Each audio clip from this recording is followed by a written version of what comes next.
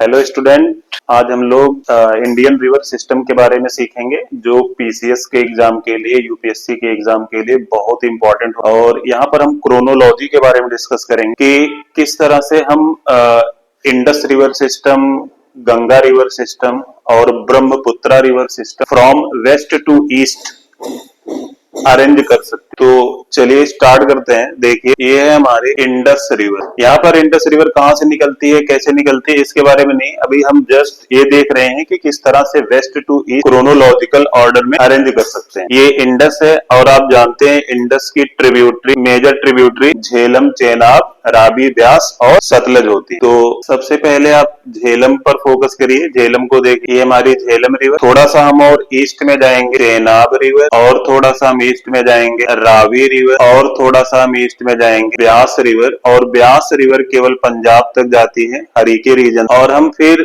Mansarovar lake के पास एक lake है जिसका नाम है राकाश लेक, वहां से, या उसे राक्षस ताल भी बोलते हैं, वहां से जो रिवर निकल सतलज रिवर। और सतलज रिवर, ब्यास रिवर दोनों पंजाब में मिलती हैं। फिर ब्यास रिवर आगे बढ़ती है, सतलज रिवर आगे बढ़ती है, और इस पॉइंट पे आप देखेंगे कि झेलम, चेनाब, रावी, ब्यास, सतलज मिल जाती हैं। और फिर यहाँ से इनका नाम पंचनाद हो जाता है, जो आगे जाके इंडस से मिल जाती है। आप अगर देखेंगे east west to east sequence में, तो इंडस, झेलम, चेनाब, रावी, ब्यास और सतलज। यहीं पे आप देखेंगे मानसरोवर लेक के पास से, मानसरोवर लेक से ही जो रिवर निकलती है और ईस्ट की तरफ जाती है, वो रिवर है आपकी ब्रह्मपुत्रा रिवर। ब्रह्मपुत्रा रिवर तिब्बत से होती हुई, अरुणाचल प्रदेश होती हुई, असम होती हुई और बांग्लादेश में जाती है। अब आप जानते हैं कि ब्रह्मपुत्रा रिवर को तिब्बत में सांगपो के नाम से जानते हैं। जब अरुणाचल प्रदेश में एंटर करती है तो उनको हम देहांग रिवर कहते हैं, और जब असम के सदिया प्लेन पे आती है तो उनका नाम पड़ जाता है ब्रह्मपुत्रा रिवर। और फिर जब ये बांग्लादेश में एंटर करती है तो इनका नाम हो जाता है जमुना रिवर। अब आप जानते हैं कि गंगोत्री ग्लेशियर से रिवर निकलती है जो भागीरथी रिवर होती है, और देवप्रयाग के बाद उनका नाम गंगा पड़ जाता है। तो उनको किस तरह से हम एक मैप में रिप्रेजेंट कर सकते हैं, आप इस चीज को देखिए। गंगा रिवर, और गंगा रिवर जब बांग्लादेश में जाती है तो उनका नाम हो जाता है पद्मा। क्या नाम हो जाता है? पद्मा रिवर। अब गंगा की सहायक नदियां, अब जैसे देखिए हम सीक्वेंस में चल रहे हैं फ्रॉम वेस्ट टू ईस्ट, तो इंडस, झेलम, चेनाब, रावी, ब्यास, सतलज। और अगर हम ऐसे ही ईस्ट की तरफ आगे बढ़े तो यहाँ पर आप देखेंगे गंगा की ट्रिब्यूटरी